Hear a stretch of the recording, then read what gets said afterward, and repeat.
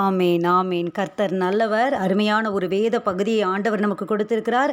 இந்த நாளிலும் கூட நம்ம என்ன காரியங்களை வாசிச்சிருக்கோம் அப்படின்னு சொன்னால், வெளிப்படுத்தின விசேஷத்தில் நம்ம இந்த காரியங்களை வாசிச்சிருக்கிறோம். இருக்கிற இடங்களிலே தலைகளை தாழ்த்தி கண்களை மூடி நம்ம செபிக்கலாம். கிருபையா எங்களை நேசிக்கிற நல்ல தெய்வமே, நன்றியோடு துதிக்கிறோம் ஆண்டவரே. ஆசீர்வதிக்கப்பட்ட இந்த நேரத்திலே ஆண்டவரே, கொடுக்கப்பட்ட நல்ல இந்த தருணங்களுக்காக நாங்கள் நன்றி செலுத்துகிறோம் ஆண்டவரே. அப்பா, இந்த உலக ஓட்டத்தில் ஆண்டவரே, அப்பா தகப்பனை பிஸியாக இருக்கிற இந்த சூழ்நிலையில் எங்களுக்கென்று கொடுக்கப்பட்ட நேரங்களை நாங்கள் மிகுந்த பிரயோஜனம் உள்ளதாக எண்ணுகிறோம் ஆண்டவரே.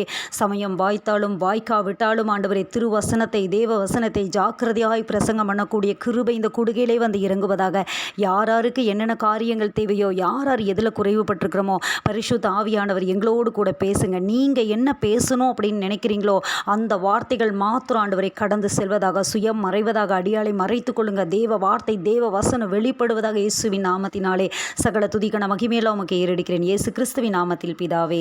ஆமேன் ஆமேன். இந்த நாளில் நம்ம கற்றுக்கொள்ளக்கூடிய, ஆண்டவர் நம்மோடு கூட பேசக்கூடிய வசனம் என்ன அப்படின்னு சொன்னால், வெளிப்படுத்தின விசேஷம் 22வது அதிகாரம் 17வது வசனம். ஆவியும் மணவாட்டியும் வா என்கிறார்கள், கேட்கிறவனும் வா என்பானாக.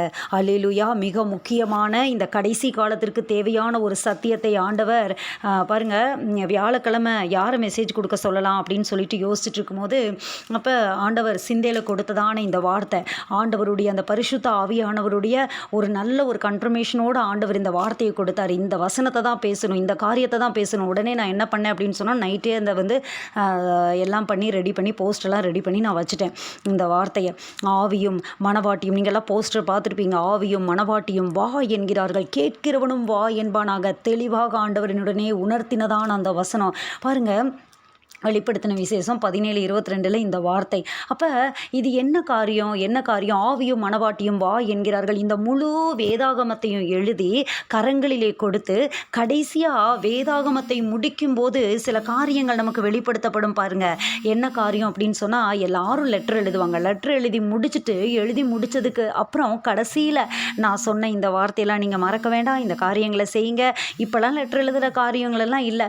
முந்தைய நாட்களிலே பாருங்கள், எல்லாம் கடிதம் மூலமாக தான் நம்ம சில காரியங்களை தெரிவிப்போம். எல்லாத்தையும் எழுதி முடிச்சுட்டு கடைசியாக நம்ம சொல்லுவோம், நான் சொன்ன இந்த காரியங்களெல்லாம் நீங்கள் மறந்துடாதீங்க, இந்த காரியங்களை செய்யுங்க. அதுபோல தான் ஆண்டவர் பரிசுத்த வேதாகமத்தை நம் கரங்களிலே கொடுத்து தம்முடைய காரியங்களெல்லாம் எழுதி கொடுத்து கடைசியில் ஆண்டவர் சொல்லுகிறதான அந்த காரியம் என்ன அப்படின்னு சொன்னால், பாருங்கள், ஆவியும் மணவாட்டியும் வா என்கிறார்கள், கேட்கிறவனும் வா என்பானாக அப்படிங்கிற அந்த காரியத்தை சொல்லி முடிக்கிறாரு. கரங்களை கொடுத்து முடிக்கிறாரு. நான் சீக்கிரம் வரேன் அப்படின்னு சொல்கிறாரு.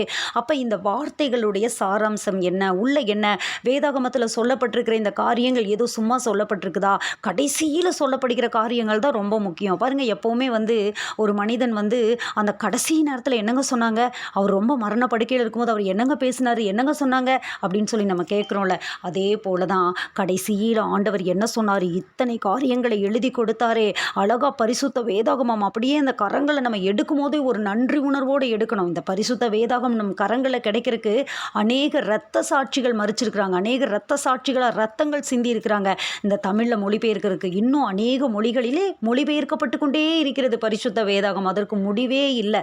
பாருங்க, அநேகர் எழும்புனாங்க, இந்த வேதாகமத்தை ஒழிக்க எத்தனையோ பாடுபட்டாங்க. நாத்திகர்கள் எழும்புனாங்க. அவங்களாம் என்ன சொன்னாங்க அப்படின்னு சொன்னால், இந்த வேதாகமமே ஒரு காலத்தில் இல்லாமல் போயிடும், நான் கடந்து போகிறேன். நான் போனதுக்கப்புறம் மிகப்பெரிய ஒரு நாத்திகவாதி இருந்தாராம். அவர் சொன்னாராம், இன்னும் 100 வருஷத்தில் வேதாகமம் அப்படின்னு ஒன்று இருந்துச்சா அப்படின்னு சொல்லி பேசுவாங்க அப்படின்னு சொல்லி.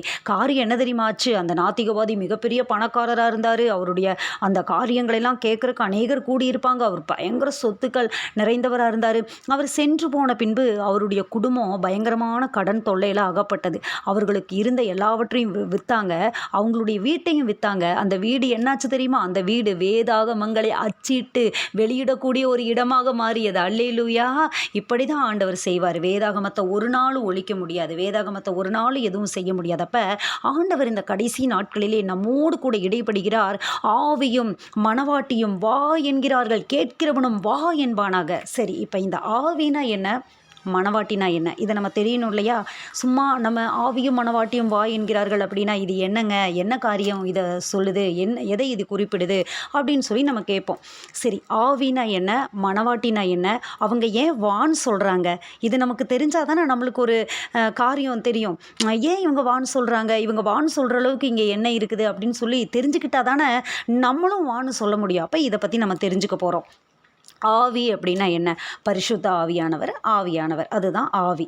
மணவாட்டி அப்படின்னா சபை தான் மணவாட்டி, நம்ம தான் மணவாட்டி. அப்போ இவங்க 2 பேரை மட்டும் என்ன சொல்கிறாங்களாம், வா அப்படிங்கிறாங்களாம். யாரை வான்னு கூப்பிடுறாங்க?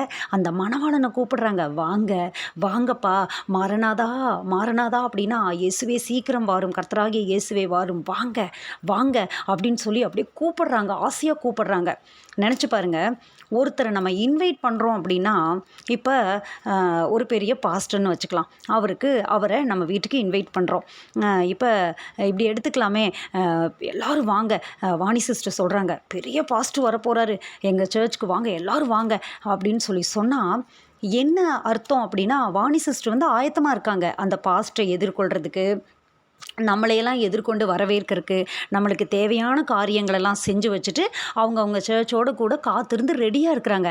அதனால தான் அவங்க என்ன பண்ணுறாங்கன்னா இன்வைட் பண்ணுறாங்க. வாங்க வாங்க எங்கள் சர்ச்சுக்கு வாங்க அப்படின்னு சொல்லி கூப்பிடுறாங்க. அப்போ ரெடியாக இல்லைன்னா அவங்க கூப்பிடுவாங்களா நம்மளை? அப்படின்னா கூப்பிட மாட்டாங்க. அப்போ இங்கே ஆவியும் மணவாட்டியும் வா வா அப்படின்னு சொல்லி கூப்பிடுறாங்க அப்படின்னு சொன்னால், மணவாளனை வந்து அவங்க வந்து இன்வைட் பண்ணுறாங்க அப்படின்னா ஒரு காரியம் நமக்கு நல்லா தெரியணும். இந்த காரியத்தை பரிசுத்த ஆவியானவர் நமக்கு விளக்கி கொடுப்பாராக. இவங்க என்ன ஆயிட்டாங்க அப்படின்னா ரெடி ஆயிட்டாங்க, ஆயத்தமாயிட்டாங்க, ரெடி ஆயிட்டாங்க. அதனால தான் வான்னு சொல்கிறாங்க. இன்னைக்கு காரியம் என்ன அப்படின்னா, வான்னு சொல்கிற அளவுக்கு அவங்க எப்படி ரெடியானாங்க, இப்படி ரெடியானாங்க அப்படின்னு சொல்லி தான் நம்ம பார்க்க போகிறோம். அவங்க ரெடி ஆயிட்டாங்க. எதுக்கு ரெடி ஆயிட்டாங்க அப்படின்னு சொன்னால், கிறிஸ்துவின் வருகைக்கு ரெடி ஆயிட்டாங்க. சும்மாலாம் அவங்க கூப்பிடலை. அவங்க எப்படி கூப்பிடுறாங்க அப்படின்னா ஆவலோடு கூப்பிடுறாங்க, வான்னு சொல்லி கூப்பிடுறாங்க. அப்போ பாருங்க, ஒரு எதிர்பார்ப்பு நமக்கு காணப்படுகிறது. ஒரு எதிர்பார்ப்பு எப்போவுமே சபைக்கு வந்து எப்போவுமே ஒரு எதிர்பார்ப்பு இருக்குது. நம்ம எல்லாருக்குமே ஒரு எதிர்பார்ப்பு இருக்குது இல்லையா? நம்ம ஒரு எதிர்பார்ப்பை நோக்கி தான் நம்ம எல்லாருமே இருக்கிறோம். நம்மளுக்குன்னு ஒரு எதிர்பார்ப்பு இருக்குது, ஒரு காரியங்கள் இருக்குது. நம்ம எதையாவது ஒரு காரியத்தை எதிர்பார்த்துட்ருக்குறோம். யாராவது எதிர்பார்ப்பு இல்லாமல் இந்த உலகத்தில் இருக்கிறோமா? இல்லை எதிர்பார்ப்பு இல்லாமல் நம்ம தேவ சமூகத்தில் இருக்கிறோமா அப்படின்னா ஒன்றுமே கிடையாது. எல்லாருக்குமே ஒரு எதிர்பார்ப்பு இருக்குது. இப்போ இந்த மீட்டிங்குள்ளே வந்திருக்கீங்க, உங்களுக்கு என்ன எதிர்பார்ப்பு இருக்குது? ஆண்டவர் ஏதாவது என் கூட பேசுவார், ஏதாவது ஒரு காரியத்தை எனக்கு ஆண்டவர் சொல்லுவார், என்னோட ஆவிக்குரிய ஜீவனுக்கு, என்னுடைய ஆவிக்குரிய ஜீவிதத்துக்கு பிரயோஜனமாக ஏதாவது ஒரு காரியத்தை ஆண்டவர் என்னோடு கூட இடைப்படுவார், என்னோடு கூட பேசுவார். இப்படி அநேக எதிர்பார்ப்புகளுக்கு மத்தியில் தான் நம்ம எல்லாருமே இருக்கிறோம். யாரும் சும்மாலாம் இல்லை, எதிர்பார்ப்பு இல்லாமலாம் இல்லை, எதிர்பார்ப்போடு தான் நம்ம காத்திருக்கிறோம். அதே போல் ஒரு இடத்துக்கு போனால் நம்மளுக்கு ஒரு எதிர்பார்ப்பு இருக்குது. இந்த இடத்துல எந்த காரியத்திற்கு நம்ம போகிறோமோ அந்த காரியம் நம்மளுக்கு வாய்க்கணும், அந்த காரியம் நம்மளுக்கு நடக்கணும் அப்படிங்கிறதான ஒரு எதிர்பார்ப்பு. இப்போ எதிர்பார்ப்புகளின் அடிப்படையிலே நம்மளுடைய வாழ்க்கை போகுது, நம்ம வாழ்ந்துட்டுருக்குறோம். சரி, இப்போ ஒவ்வொரு கிறிஸ்தவனுக்கும் ஒரு எதிர்பார்ப்பு இருக்கணும். உலகம் ஒரு எதிர்பார்ப்புக்கு காத்திருக்குது. உலகத்துக்கு சில எதிர்பார்ப்புகள் இருக்குது. உலகம் பாருங்கள் என்ன நினைக்குது அப்படின்னா, ஒரு குழந்தை பிறந்தோன்னா இந்த குழந்தைய நல்ல இடத்துல படிக்க வைக்கணும், நல்ல கல்வி கொடுக்கணும், அப்புறம் இந்த குழந்தை வளருவாங்க, என்னுடைய பிள்ளைங்க இது செய்வாங்க, அதை செய்வாங்க, இப்படி ஒரு எதிர்பார்ப்பு. அப்போ பிள்ளைங்களுக்கு பெற்றோர்கள் மேலே ஒரு எதிர்பார்ப்பு, உலகத்திற்கு ஒரு எதிர்பார்ப்பு. ஆனால் ஆண்டவர் விரும்புகிறாரு, சபைக்கு ஒரு எதிர்பார்ப்பு இருக்கணும்னு ஆண்டவர் விரும்புகிறாரு. சபை ஒரு எதிர்பார்ப்பை நோக்கி இருக்கணும்னு ஆண்டவர் விரும்புகிறாரு.